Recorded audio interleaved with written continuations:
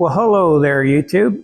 I'm kind of looks like it's going to rain again, so I'm not going to go outside. But I want to show you these new tires I put on the Spyder.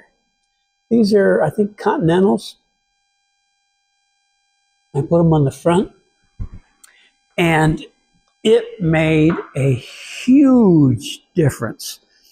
Before, when I had the Kendas on there, I mean, I'd get on a bad road and it would shoot me in the lane of traffic because, it just was not stable.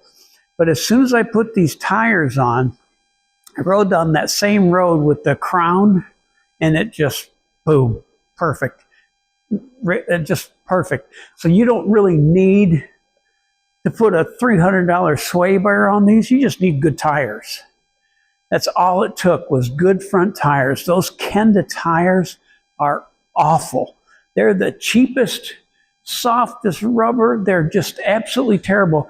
And I put a Kenda K9 on this years ago.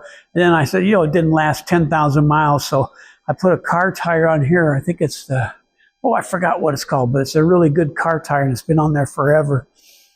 And, but these tires made all the difference in the world. Look at that. Those tires are perfect.